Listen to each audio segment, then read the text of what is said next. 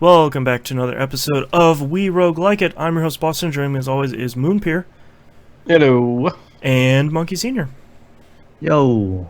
So, this is our second week of Dicey Dungeons. Tara Kavanaugh's Dicey Dungeons. Let's start with you, Moon. How's your progress looking? Okay, so I have unlocked all of the base 5 classes. Okay, I just did that this morning too. I have not played with the witch yet. Boy, that is... Witch is hard to get your head around, man. I really like her. Yeah, I really like the witch. She's not my favorite one, but she's cool. I think so far my favorite one out of the other 4 that I've played is probably the robot. Yeah, which is funny because I that's think my favorite. Wasn't that the one you tried and couldn't do a run on the first time you played him, Monkey? But then you knocked it out the park with like the inventor and the witch. Like you cleared them but didn't clear robot.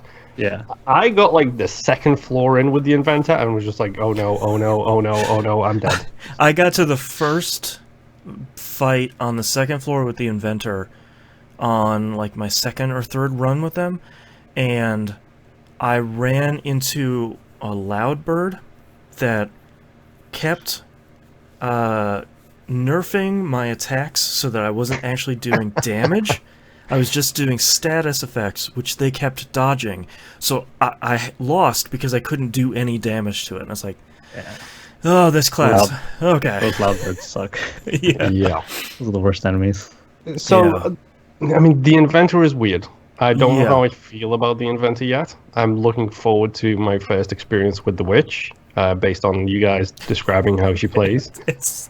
It's really, it's such a cool... I like that each one of these classes has such a cool idea behind it. It's like, it's not just, well, here's the, the thief isn't just, here's the warrior, but you have less health and more dodge. It's not like that. It's completely different playstyle. Yeah, like the class is completely different, your limit break is different, like everything is significantly different in a really cool way. Yeah. I think the robot's probably my favorite so far. Yeah, me too. I just love that risk reward of, I've got 5 left, or do I do the calculate and then maybe get a 6 and then bone myself? Yeah, I've got 2 left in my thing, and okay, I'll use all the other ones, and then maybe I'll do one just to see if I can get a perfect, and if I don't, then that's fine. Like, I like that there's this, almost this gambling aspect to it, where if you do go above your cost, above your bar's limit, you don't CPU. Thank you very much. Yes, thank you. If you go to your CPU allotment, I like that you don't get punished. So, like, it doesn't take away your limit break. It doesn't take away your health. It's just cool. You blew that up, so all the rest of the stuff on your board goes away. So if you've already done your moves that you needed to do, you can experiment with it a little bit. I think that's great. Also, the fact that if you hit that jackpot, he has healing options, which I love a character with heal options, because it's like, I'm like, the amount of times I've heard that stupid heartbeat when you're low on health, and it's just like, boom, boom. Yep. So scary. I'm just like, oh, come on. Like, Please. Immediately with the inventor. Immediately. Yeah. Yes. Yeah. It's like, come on. But yes, I full cleared the robot. Probably my favorite class so far. Yep. I'm liking the writing still. I'm liking the art style. So far, this game's turning out pretty well. I wish I could play it downstairs with a controller rather than having to sit here with a mouse and click my way around it. Because at the moment, it's my doing budget, like household budgets kind of thing, or I'm updating my Strike Force spreadsheet. Yes, I am that much of a giant nerd. Shut up. And I'm playing it to the side while I'm doing other things at the same time, because I don't. As much as I love coming in here and recording the show, I don't like sitting in this room and playing games. Yeah, I was just talking about that on an episode of Pup where we were talking about the Outer Worlds. My setup here is set up to keep me awake and recording podcasts. It is not set for me to relax and play video games, so it's not the right setup for that. Yes. Yeah. I literally have enclosed myself with audio equipment and surfaces of desk to make sure that it's like as optimized for recording as it can be. Yeah. So Monkey, how you faring this week in the Dicey dungeon? This week in the main game, I got I think I beat everyone's at least once, and then I Okay. think the warrior I beat his second episode. Oh, okay. Mhm. Yeah, and it wasn't too different. It just gave you different. It started you with different equipment, and it wasn't too different. But I took a look at the other episodes for like everybody's, Hmm.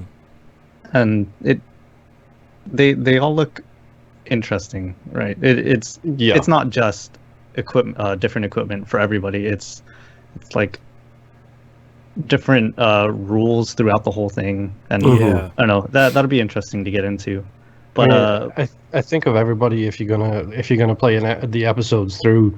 Let's face it, the warrior is going to be the most basic of. Well, Yeah. here's some Yeah. slightly different equipment. I Right. mean, I can't even imagine what they're gonna do with like the robot and stuff like that, and the inventor, yeah, where right, it's they're just gonna like, be crazy. how do you change these like without making them completely insane? Yeah. But I did, or for most of this week, I did the Dice Dungeons had the Halloween event. Yeah, I I did a saw run of that. Yeah, Yeah. I did those. There are three of them for or one episode each for the warrior, inventor, and witch. So I completed all three of theirs, Mm. and apparently it was like this whole event was supposed to be showcasing like some new equipment or something. That's what I read somewhere. Okay. And obviously I haven't been playing long enough to know what is new, right? But Right. Yeah, it it was really interesting because they each gave fairly interesting rules.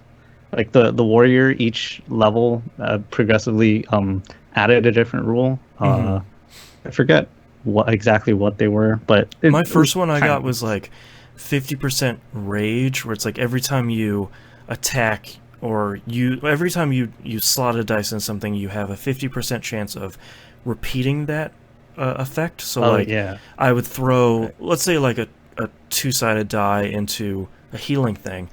Sometimes it would just do that 4 times because it hit the 50% correctly. So Yeah. that was pretty cool. yeah. And then the inventors, all the inventors' gadgets were bad. Oh no. So like so that run was super interesting. Wow. Like one of them was like do 999 damage to yourself. Oh wow. Yeah, like that was one of the gadgets that I got, but there was an equipment that switched the target of your next action. So like you could do Oh. 999 damage to the enemy instead. Gotcha. So yeah, it Interesting. was a lot of stuff like that for the inventor. And then the witch was just a complete puzzle mode. Mm. It like you only had one turn to defeat the enemy, and then you just had to keep casting and putting dice into your things, and then casting new ones, and it Wow. it was really cool. Yeah. I especially like how all the enemies are all dressed up in Halloween Yeah. costumes too. Like Yeah. they're all really good. So the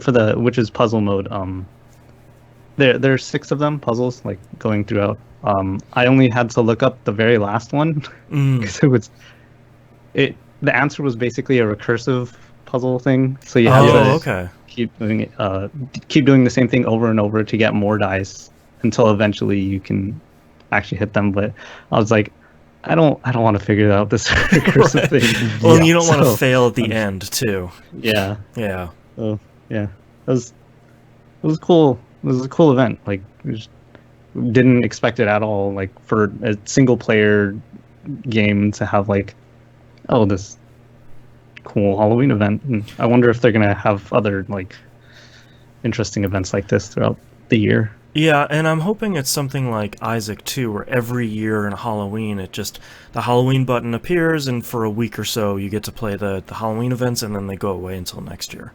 I always forget that Isaac does that until around Christmas time, and then all of a sudden he's wearing a Santa hat. Right, and you're like, And wait, it's just like, oh, I Yeah. forgot about that. yeah. I haven't done too much other than what you guys are talking about too. Just trying to squeeze in as much Dicey Dungeons as I can, and really, really enjoying it. Way more than I thought I was going to. Dicey Dungeons so far has been really great. Even when I'm losing as the thief, which is pretty much everywhere. I just can't do well as the thief. The thief is pretty hard. Yeah, I just haven't. The thief and the inventor, like I haven't figured out the way to game their systems yet. You know, but Dicey Dungeons so far is great. If you're not playing it along with us, you really should. It's really great. And it came out this year, so thank you, Monkey, for the suggestion. Yep. Because all of a sudden you single-handedly have started shifting and shaping people's 2010 Game of the Year lists. I hope you're happy. 2010, 2019. Yeah. Yeah, and I think it will be very interesting. We chose this game, and we will be choosing our next one to round out 2019. And it will be very interesting to play this one and our next game sort of back-to-back, because they're pretty different experiences on the surface. So Have we done 3 2019 games as part of this show? There's this one, there's the next one, and Void Bastards. Yeah, that's true. We did 3 2019 games. Fingers on the pulse, yeah. That's right. We've got the roguelikes you need right here. Yep, starting 2020 off with a bang with ZHP on Losing Ranger versus Dark Death Evilman. That's right. Google that, folks. Yeah. All right, well, that's our episode for this week. Thank you so much, everyone, for listening. We'll see you next run. Bye. Bye.